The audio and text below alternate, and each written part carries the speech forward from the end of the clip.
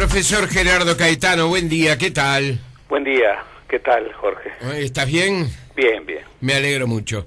Bueno, hay muchos temas, ¿verdad? Pero sorpresivamente sobre el fin de semana, a partir de la información que puso en portada el semanario Búsqueda sobre la probable llegada de 5 prisioneros de Guantánamo a nuestro país, dejó bastante sorprendido a mucha gente, ¿verdad?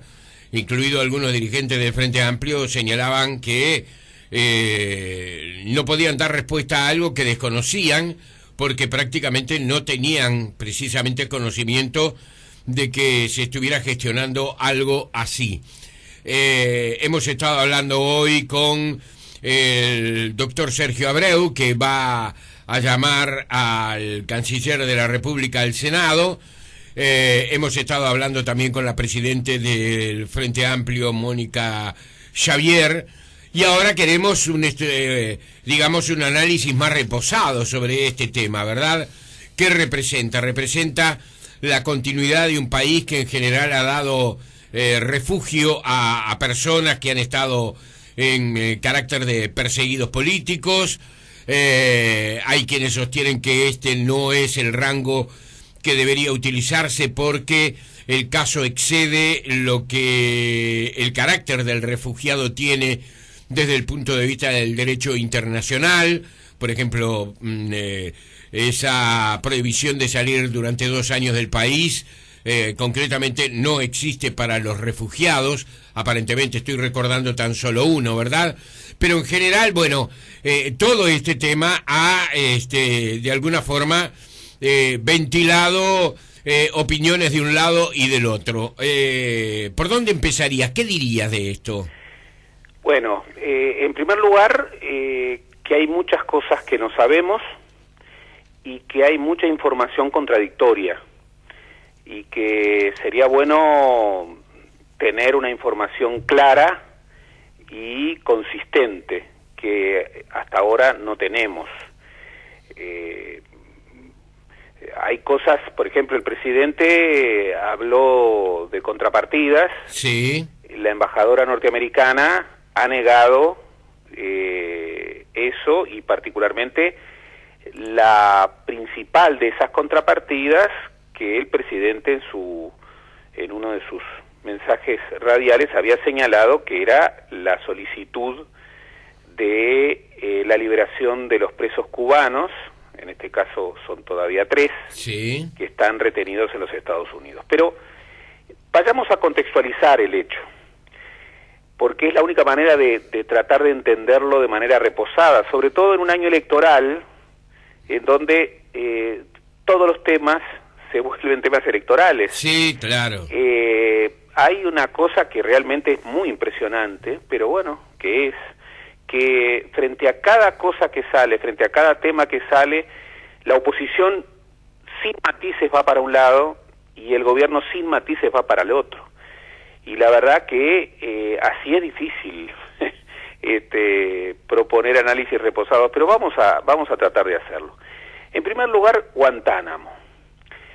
Guantánamo es una franja de territorio cubano en manos de los Estados Unidos, que allí ha instalado desde hace décadas una base militar.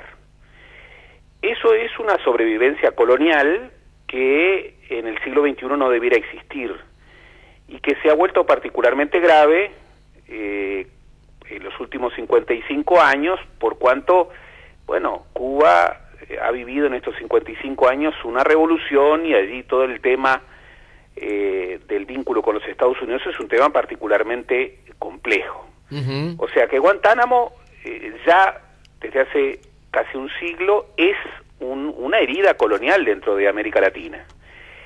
A esto se le ha sumado el hecho de que Guantánamo, más cercanamente en el tiempo, se ha vuelto además prisión para prisioneros de guerra de los Estados Unidos. Y aquí hay que aclarar, ¿por qué una prisión fuera del territorio norteamericano? Porque precisamente en Guantánamo no rige el Estado de Derecho que rige en todos los estados norteamericanos. Y eso permite situaciones totalmente contrarias a las mínimas garantías de cualquier juicio en cualquier lugar del mundo, que es que un detenido, bueno, tiene que ser defendido por un abogado, tiene que tener las garantías del debido proceso, tiene que conocer, bueno, por qué se lo juzga, claro. Y en particular no puede ser sometido a premios, digámoslo de manera clara, a torturas, como son sometidos los prisioneros de guerra que viven en Guantánamo. Esto no es una conjetura, esto ha sido aceptado por los presidentes norteamericanos. Obama lo aceptó, Bush lo aceptó, se discutió y se avaló en el Congreso norteamericano. Sí, además, perdón Gerardo, la prensa norteamericana, la prensa escrita norteamericana, ha denunciado esto. El New York Times hizo informes tremendos sobre la cantidad de suicidios, sobre las huelgas de hambre, sobre las torturas concretamente a que se les sometía, no se les dejaba dormir, muchas veces, por ejemplo, no sabían en qué fecha vivían, en qué lugar del mundo estaban, es decir... ha llegado al cine, sí. La noche más oscura, sí. Registra, es verdad, a partir de, bueno... De informaciones, de documentos, obviamente recreados, pero que tienen elementos sustantivos, que además están documentados, bueno, algunas de las torturas que se practican en Guantánamo. Entonces, digamos, es una prisión especial, y digamos, le llamamos prisión en una licencia del lenguaje, porque, por ejemplo, reitero, no pueden ir a los Estados Unidos, porque en los Estados Unidos tendrían los derechos de cualquier ciudadano. Claro, en realidad es un centro de tortura. Es un centro de detención clandestino, en donde no rige la ley, ni la ley norteamericana, ni la ley internacional. Sí. Y en ese sentido es una afrenta, ya no para América Latina, sino que es una afrenta a los derechos humanos, es una afrenta a la humanidad. Digamos además al pasar que no es la única cárcel en estas condiciones que tienen los Estados Unidos en el mundo. En otros lugares en donde hay bases norteamericanas y aún en países en donde no hay bases norteamericanas, hay centros clandestinos en donde se radican estos acusados de practicar terrorismo internacional. Bien. Bueno, esto hace particularmente complicada la cosa. Y se ha planteado el antecedente de aquellos cubanos que en el año 99 vinieron al Uruguay. Bueno, yo creo que no es un antecedente válido, porque son situaciones completamente diversas. Aquellos cubanos lo que querían era entrar en los Estados Unidos, lo que finalmente lograron, era lograr asilo, pero no importa.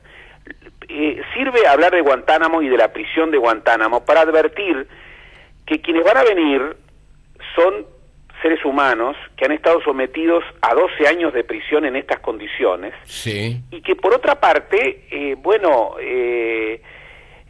muchos de ellos, por lo que ha trascendido, tienen algunos antecedentes complicados, por decirlo menos. Exacto.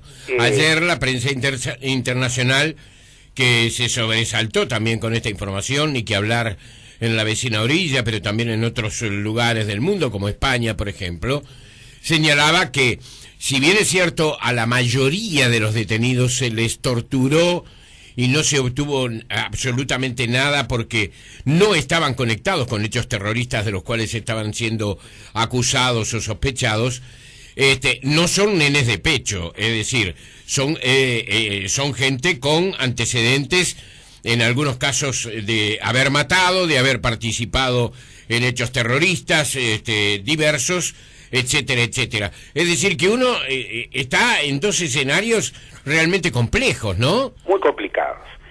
De pronto, el jueves pasado, a través de un medio de prensa, nos enteramos de esta situación. Y luego el presidente, ese mismo jueves, reaccionó, dijo algo muy inconveniente, que luego contradijo, dijo que él no hacía facturas gratis. Sí, favores gratis. Favores gratis, y que les iba a pasar luego una factura. Y el viernes trató de aclarar cuál era la contrapartida, porque habían habido muchas conjeturas que hablaban, por ejemplo, de la quita de la visa para los ciudadanos uruguayos, de el ingreso de carne ovina con hueso, bueno, lo cual era terrible, realmente, terrible. Esto fue desmentido hoy por Mónica Xavier aquí. Exactamente, pero también habló, sobre todo el viernes, de que a cambio, bueno, él había solicitado la liberación de los presos cubanos, y que era un gesto humanitario, lo cual, bueno, le rodeaba el episodio de una aura distinta. Bueno, un gesto humanitario para ayudar al presidente Obama a terminar con una afrenta que, recordemos, él quiso terminar, formaba parte de su programa de campaña en el año 99. Así es. En el año 2009, perdón. Así y es. que el Congreso norteamericano se lo ha impedido hasta este momento, y que ahora lo avala bajo ciertas condiciones. Bueno, está bien que se aclare, sobre todo en función de las palabras del presidente, que no fueron felices, respecto a que, bueno, no hay contrapartidas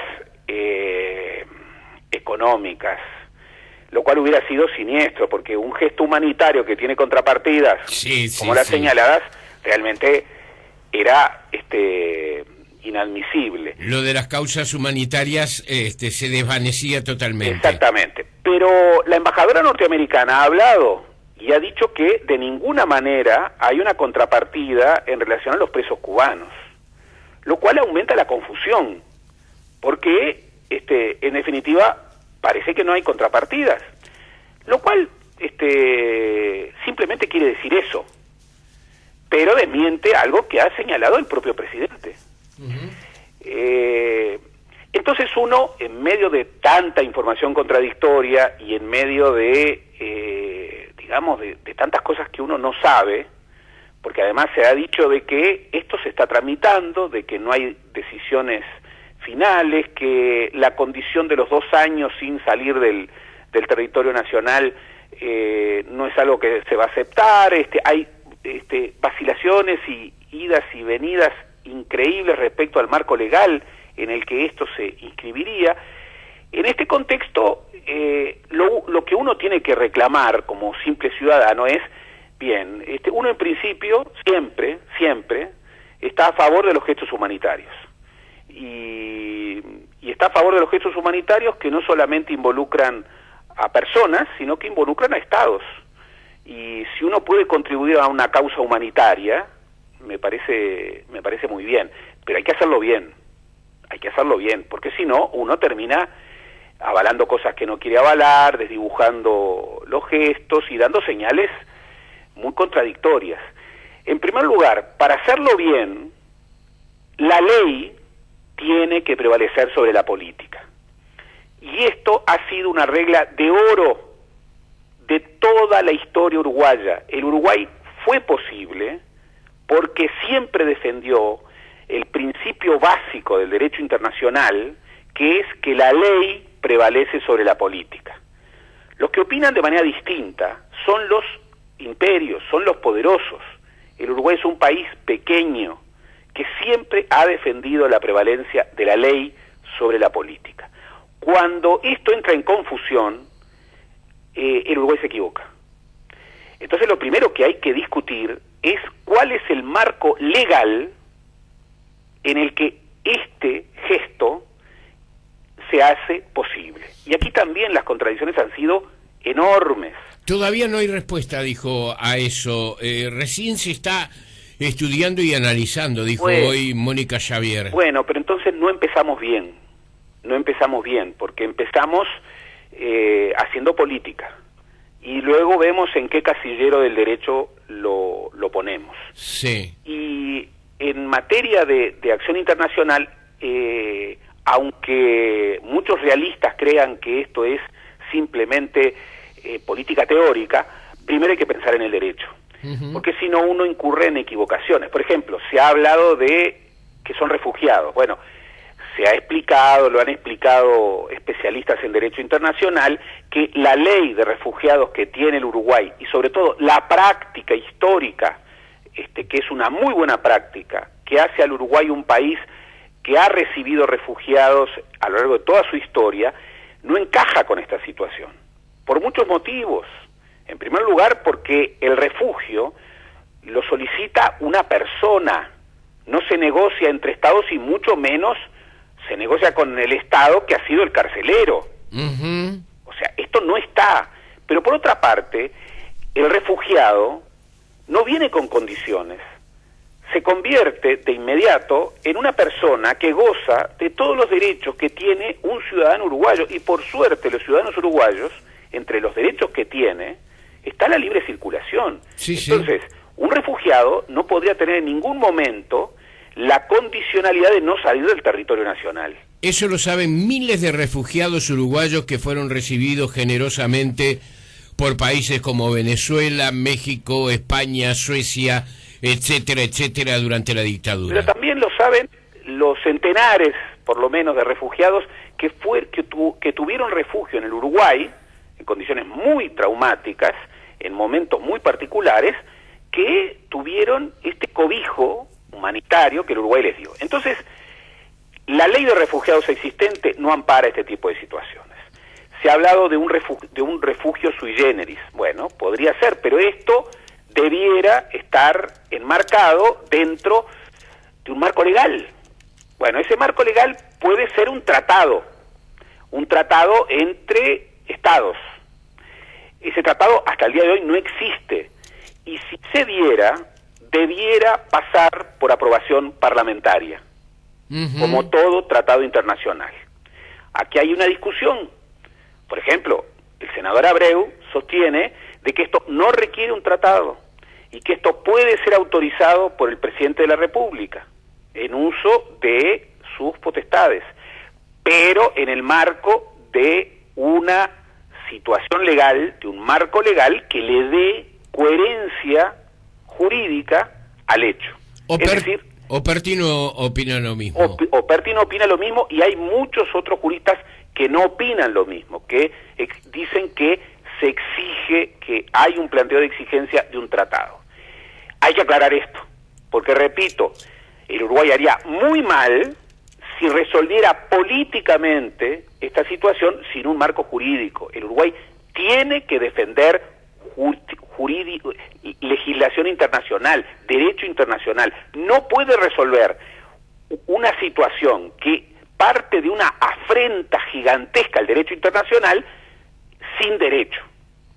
No puede recibir a un preso de esa afrenta a la humanidad que es la cárcel norteamericana en Guantánamo sin un marco legal. Esto es clave. Pero también podríamos pensar desde otro punto de vista.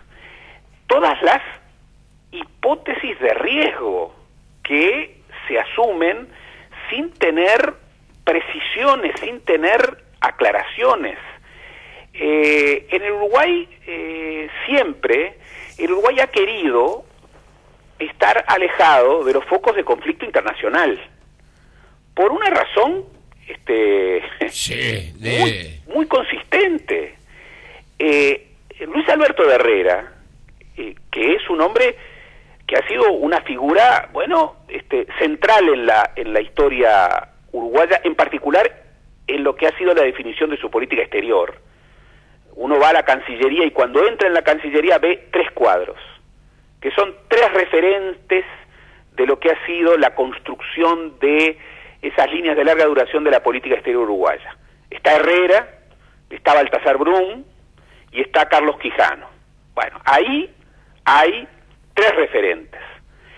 Herrera siempre decía que el Uruguay era una república pequeña que tenía que ser muy cautelosa en sus acciones. Sí. Que particularmente no tenía que meterse en escenarios en donde aparecía con los poderosos y que podía llegar a tener situaciones complicadas. Incluso estuvo cuando defendió la idea, por suerte la defendió en minoría, de que en el Uruguay no debía haber bases norteamericanas, y la defendió en el 40 y la defendió en el 44. Y había otros, Quijano tenía la misma posición, la Federación de Estudiantes tenía la misma posición, pero el resto del sistema político tenía otra posición, porque imperaba la alledofilia más ferviente. Entonces, para enfrentar al nazismo había que darle a los Estados Unidos bases norteamericanas en territorio uruguayo. Imagínate cómo hubiera cambiado la historia, todos los problemas que hubiéramos tenido. En primer lugar, con la Argentina peronista, pero también en el marco mundial, el alineamiento, bueno, allí prevaleció, y Herrera planteó en ese momento un famoso dicho que quedó en la historia, que allá los rubios del norte con sus problemas, nosotros aquí defendiendo los intereses nacionales. Bien, se puede cuestionar mucho eso. Lo que no se puede cuestionar es la racionalidad de ese principio. Bien. Cuando jugamos en relación a conflictos internacionales muy graves, lo tenemos que hacer con mucha cautela. Sí. Tenemos que poner arriba de la mesa todos los riesgos que el país corre. Y yo no digo de no hacer las cosas que hay que hacer. Y yo, en principio, lo que digo es apoyo todo gesto humanitario. Y realmente me parece buena la intención del presidente Mujica cuando trata de contribuir a resolver en una clave humanitaria un episodio tan terrible como este. Pero hay que hacerlo bien. Por ejemplo, ¿a ti te parece correcto que en un año electoral, incluso respecto a una decisión que va a repercutir en el futuro gobierno, cuyo presidente todavía no conocemos porque se va a elegir en octubre o en noviembre, ¿a ti te parece correcto que los líderes de la oposición, los candidatos de la oposición, se enteren por la prensa de esta situación? Sí, gente del Frente Amplio también. Nos quedan 2 minutitos nada más, Gerardo, perdón. Parece razonable que no se haya intentado, informar a los líderes de la oposición y buscar una política de consenso frente a un episodio que va a involucrar al futuro gobierno cuyo liderazgo todavía no conocemos porque se va a elegir este año. Sí. No parece muy razonable. Parece que la cosa se ha tramitado con muchas desprolijidades. ¿Cuál ha sido el rol de la Cancillería en todo esto? A mí me da la impresión de que tal vez ni lo sabía. El canciller ha sido uno de los principales sorprendidos. Sí. Y que esto ha sido manejado de otra manera. Sí. Y todo esto me preocupa. En puridad, en resumidas cuentas, lo que yo diría es, estoy en principio y por principio, lo cual no admite pase de facturas ni contrapartidas, estoy a favor de que el Uruguay, la mejor tradición, tenga a nivel internacional iniciativas humanitarias. Pero que se hagan bien, que se lo tramite de manera muy correcta, que incluso se busque las fórmulas que permitan, terminar con esta afrenta internacional. Bien. Me parece que tenemos derecho a exigir que se conozca todo, que se maneje de manera más transparente y que, sobre todo, los partidos en un año electoral sepan a qué atenerse. Gerardo Caetano, gracias. Seguramente vamos a estar hablando de este tema más adelante. Hoy la propia presidente del Frente Amplio señalaba que hay muchos elementos que todavía no se conocen, que tampoco el presidente Mujica tiene claro cuál sería el estatus en que se realizaría esta operación. Hay quienes protestan en la interna del Frente Amplio porque dicen que también desconocían y se enteraron concretamente por los diarios que esto estaba ocurriendo. Es decir, hay muchos elementos. Hay quienes preguntan por qué, la pregunta a Raúl Castro. Hay una cantidad de situaciones que, porque se pudo preguntar no solamente a Raúl Castro, se pudo preguntar, por supuesto, Raúl Castro por la identidad de Guantánamo con Cuba, ¿no? Esa consulta era correcta. Ahí está. Pero, por ejemplo, Uruguay va a ser el primer país sudamericano en hacer esto. Sí. Y Uruguay en la región algún problemita tiene. Sí. Cierto. ¿No correspondía alguna consulta también por ahí? Me parece bárbaro esa sugerencia. Creo que quedó clarísimo, Gerardo. Te doy un abrazo grande, bien defensor. Te hablo solo de defensor. Tú has visto que no te he sacado el tema del fútbol últimamente. Yo piadoso. Soy piadoso. Sí, demuestras todo el cariño que sientes por mí. Yo realmente te lo voy a retribuir en fecha próxima. Bueno, así lo espero. Te doy un abrazo. Chau, chau. Chao.